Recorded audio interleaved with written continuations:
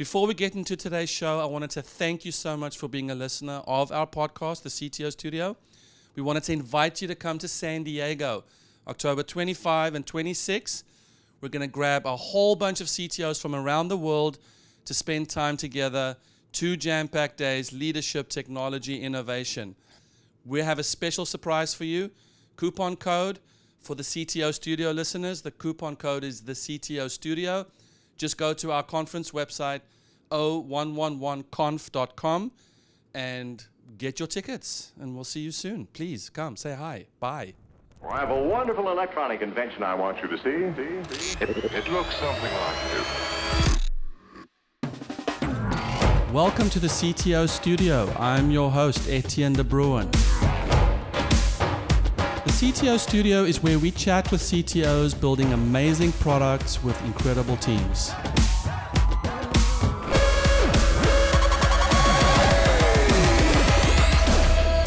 Have you chatted with a CTO lately? Alex Bates, welcome to the CTO Studio. Great to be with you, Etienne. I feel like any room with 3 whiteboards is a CTO studio.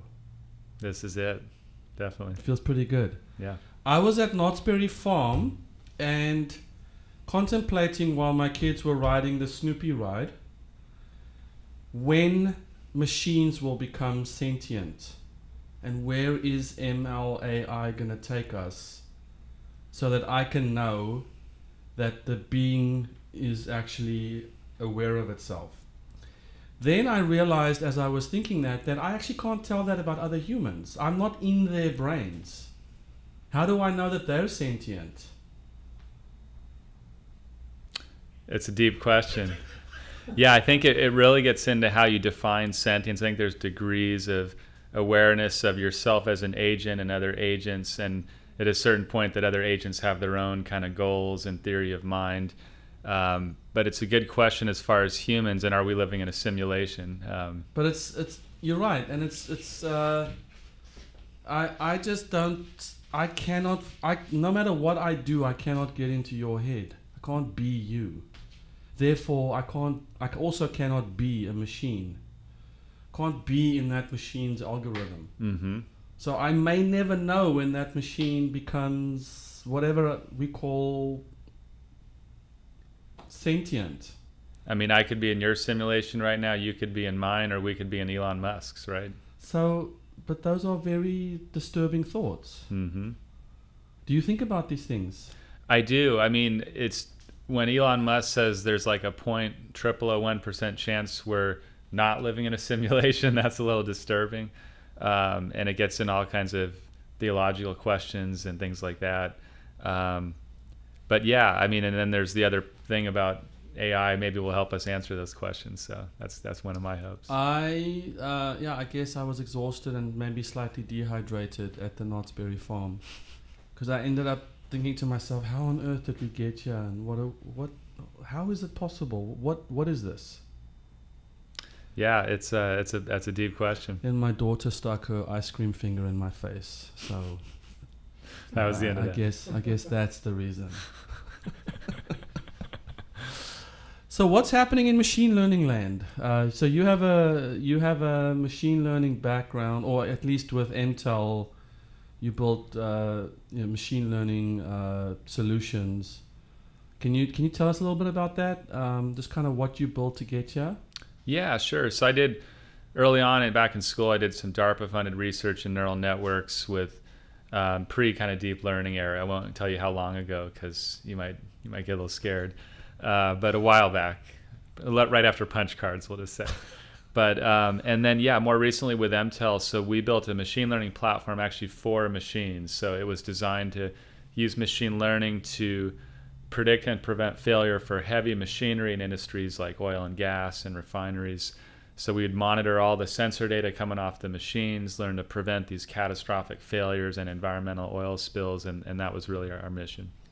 And so you're almost done with that company with an exit, correct? Yeah, so we were acquired late in 2016 by a company out of Boston and called Aspen Tech. And so Stayed on for a 2-year period to help integrate the companies, which comes to an end in October. So it's been an amazing ride, and then you're looking ahead to the next chapter. And so the company that acquired you was not Boston Dynamics. That's correct. Different one. Actually, confusingly called Aspen Tech, and everyone thinks Aspen, Colorado. But they spun out of MIT in the 80s, and it was an acronym back then. But they're the world leader in process optimization, which no one really knows what that is unless you're deep in that industry. But big in process industries, manufacturing, industrial, that kind of thing. So I'm assuming when you started the company, there weren't all these cloud-based machine learning solutions. Did you just roll your own, or? Yeah, so we rolled our own. I was, of course, a key developer, a lot of other developers, and we built our own from scratch. And early on, it was before both big data and before the resurgence of data science and machine learning. So everyone thought we were crazy, which we were back then, but we just got lucky and the industry changed, and it became cheap to do big data, and then all these platforms and the deep learning breakthroughs happened. So that's been great. But so a lot has changed. We rolled our own machine learning end-to-end self-contained library, and now more recently, of course, we tie into the more enterprise frameworks. And did you do all of that in like Python, or what did you do all that in? We did a combination of C++ and C#, and then later we ported a lot to Python and tied into some of the other things like TensorFlow and libraries, that kind of thing. And so then you became CTO of that company. Is it a company that you co-founded, or? Yeah, so I co-founded it along with my co-founder Paul, and I was co-founder CTO, and then we just screwed up and built a team. And how large did your team get? Well, our full-timers, actually at the time of acquisition, we had 10 full-time employees and 10 kind of contractors that we worked with. So that was our size, and we had partners that did some of the service enablement, so we were able to do a lot with a smaller kind of headcount. And was that your first gig as a CTO? That was, yeah. And how did you? And I'm assuming you can-hased the codes yourself, and then you grew into this leadership position.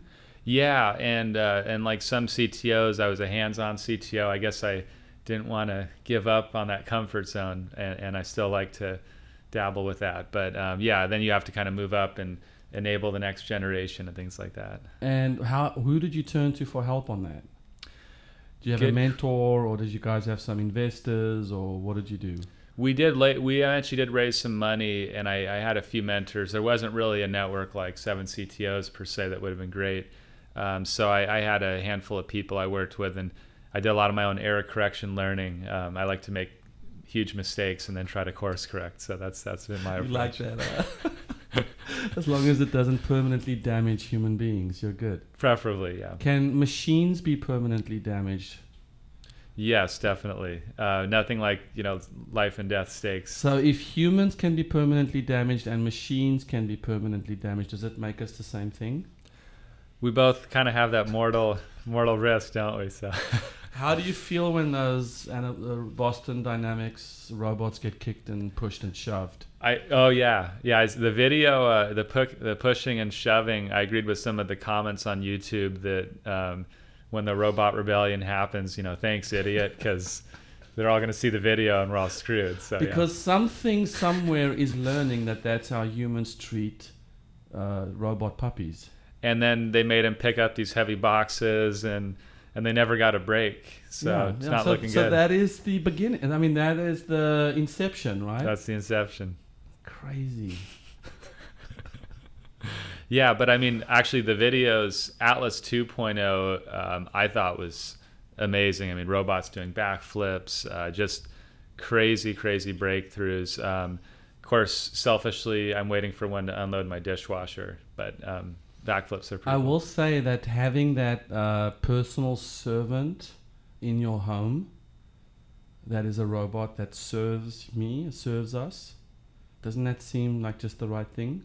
I'm waiting. Can't wait for that. Yeah. I mean, I don't feel like that's too far away-ish.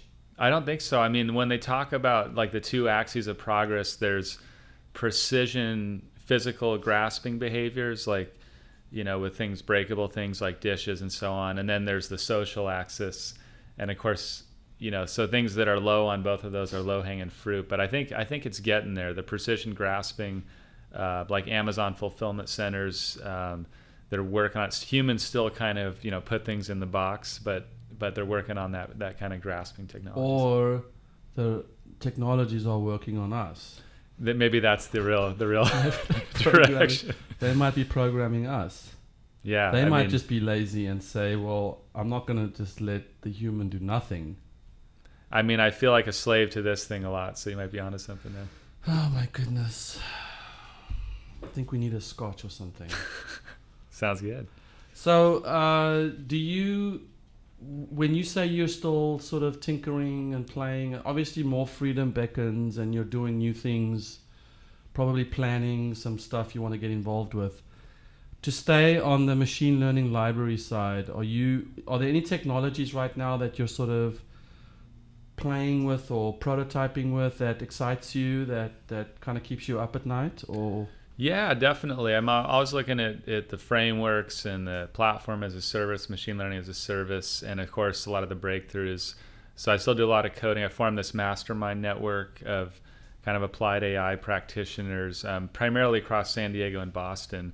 And it was a way just to form a small group of people that had kind of built and sold AI companies. So this is very on the applied end of the spectrum. And the idea was to knowledge share and talk about building AGI, artificial general intelligence, and with no short-term time horizons. And so that's been helpful to kind of think a little bit bigger and look at current tools and platforms. But I think with those kinds of goals, there aren't really anything out commercially available that addresses those kinds of cases. So just for our audience, the difference between AI and AGI. AGI today is kind of what AI was back then when we thought AI was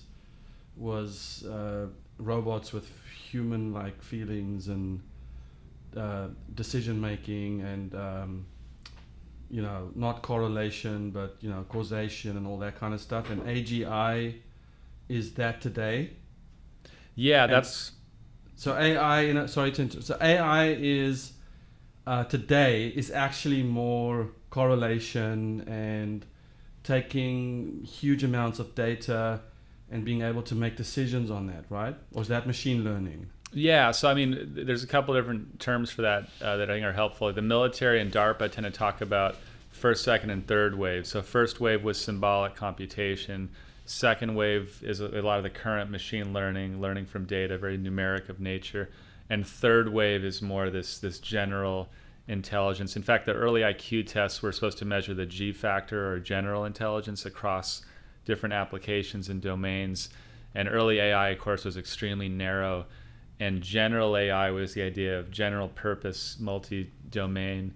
But then they flipped the letters. Instead of GAI, which I guess is hard to pronounce, they went AGI, which people tend to... Oh, so general artificial intelligence became artificial general intelligence. That's right. Someone flipped it. I'm not sure. So when will we have the first inkling that AGI is upon us? Or has that already happened?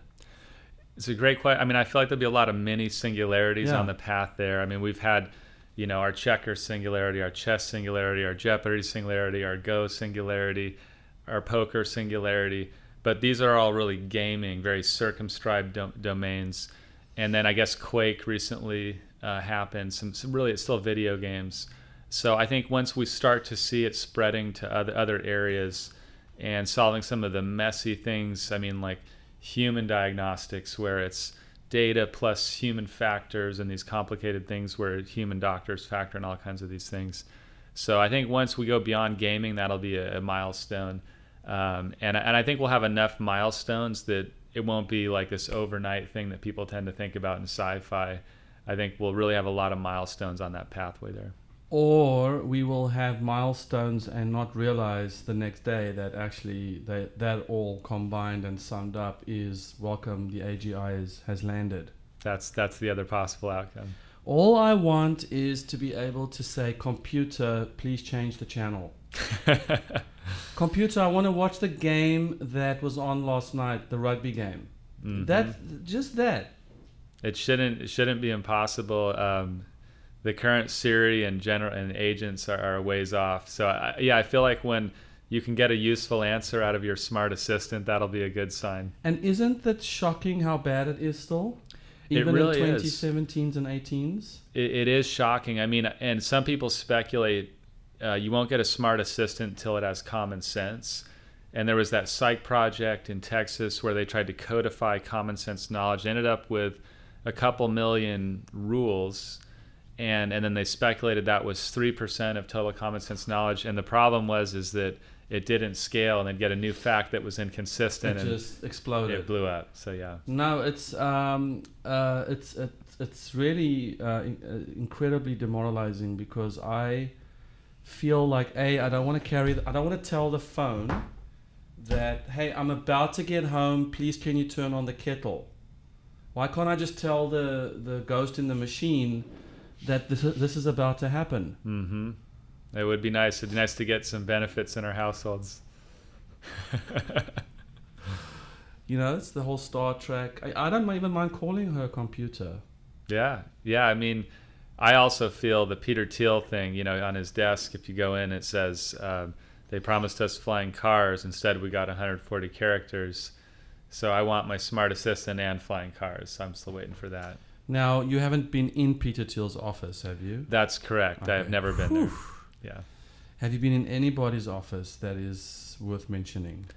I mean, I was in Richard Branson's private island office, Neckar Island. I don't know if I'd call it an office. That was more of just... And is it under NDA? Are you not allowed to speak of the experience? No, I wasn't under NDA per se. It was just an incredible group of a lot of entrepreneurs and scientists out of Singularity University. And what's inspirational about Richard Branson is that at his age, I guess in the 60s or so, I don't want to call him out per se, but I don't think we have a problem. I don't think he's listening to this. Hey, Richard Branson, if you're listening to this, please email us. Yeah, I meant it in the best possible way. But I mean, so passionate. Every tech talk, he was there, engaging with questions for the speaker. And on top of that, he's still out mountain biking down these cliffs and apparently getting injured, but getting back out there. He kite surfs every morning at 6 a.m. I mean, I hope I have half that energy at that point. So my question when you go to his island, which I know a few people now who have, what stays with you when you leave the island? So I'm sure it's like an over-the-top experience, not to mention the geniuses that you sort of are there with. But is there a lasting effect? I mean, is it like a networking on steroids where you have all these brand new life-changing connections?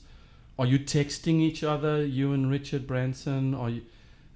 Is he your friend now? Or what does one take away from the island?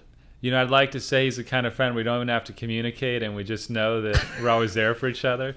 Can't say I would go that far, but just really an inspirational individual. Yeah. I met a lot of other people there, some of which I am in communication with, and the whole experience is really mind expanding and inspirational, and also just British Virgin Islands are kind of like heaven on earth. So the temperatures during the day, at night, the water temp, except for, of course, the hurricane season is pretty amazing. The best vacation I ever had was on the Grand Cayman Islands.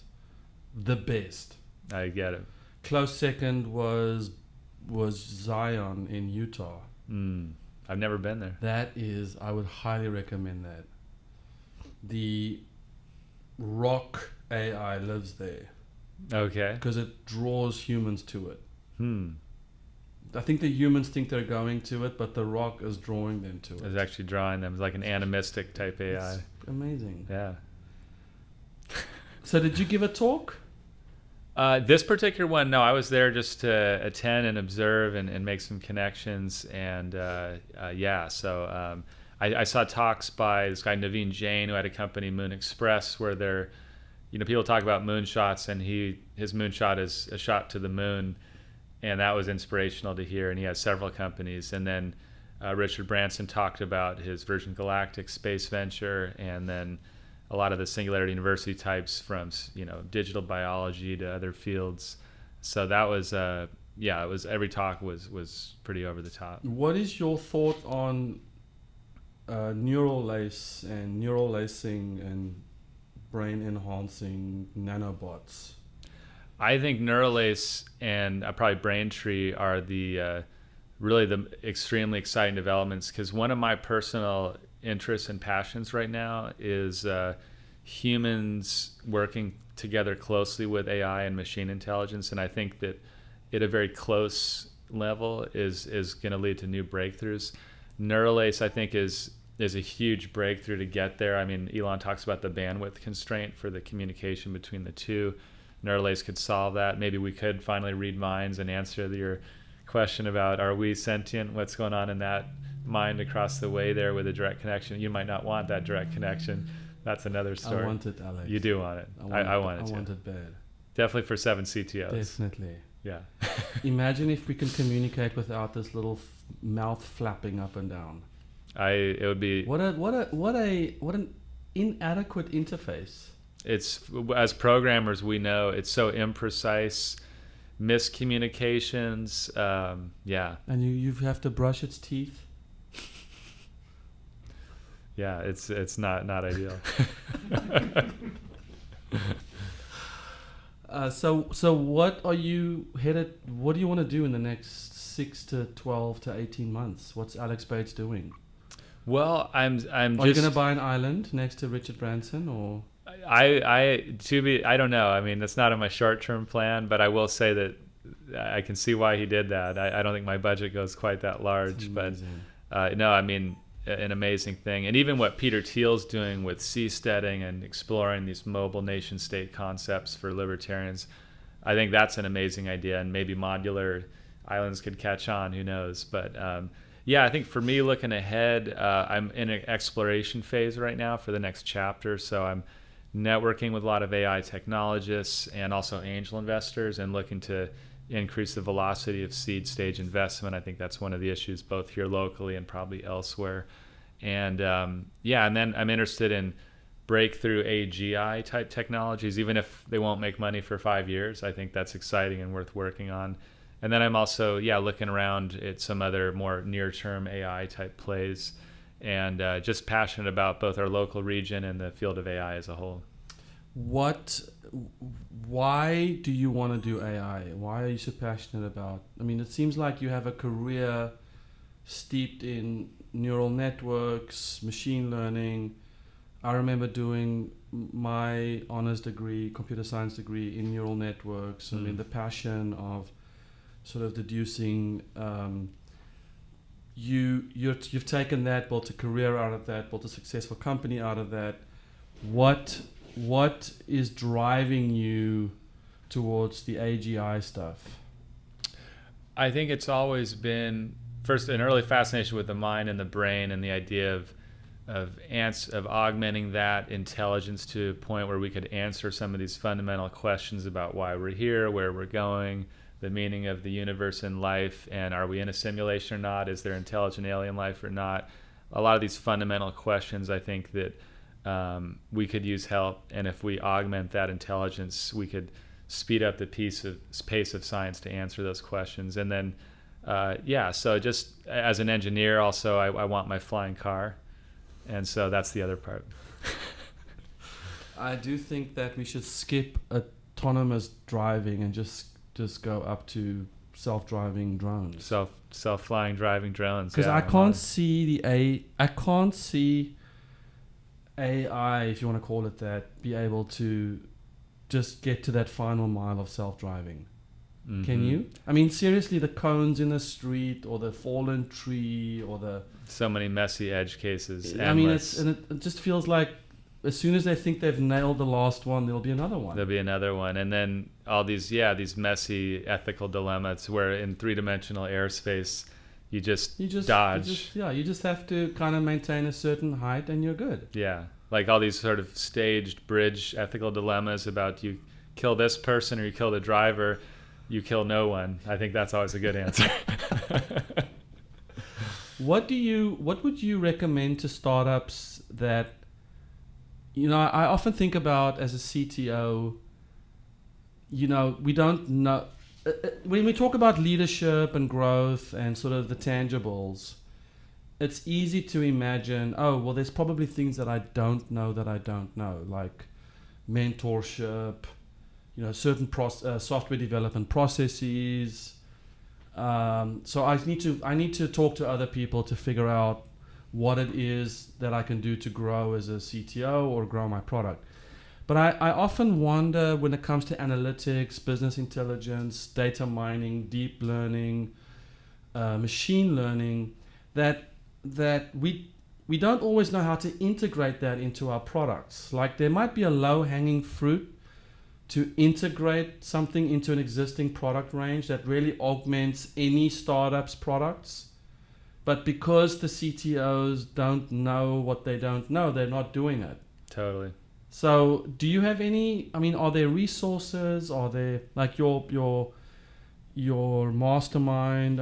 Where can we go to say, hey, I have an app that does X, and then a group of smart people can say, holy moly's, because you're doing X, you should really be looking into all these tools that can provide you with all this I think superpower. I learned the hard way that mentorship and having a community of trusted people is so important, because as an engineer and a CTO, you hunker down and you're just coding away and kind of going commando style. But when you reach out and talk to someone and discover, oh, there's a whole different path, or there's a company we could integrate with, and it's easy to get stuck in that kind of go it yourself mode. So I discovered maybe a little bit later how important those networks were, and the mentorship and outreach groups like 7 CTOs, where you can connect with other like-minded technical individuals and knowledge share is really essential and becoming more and more important, since the kind of the pace of change for frameworks is so fast now. No one person can really keep on top of everything. Yeah, it's a little scary for me.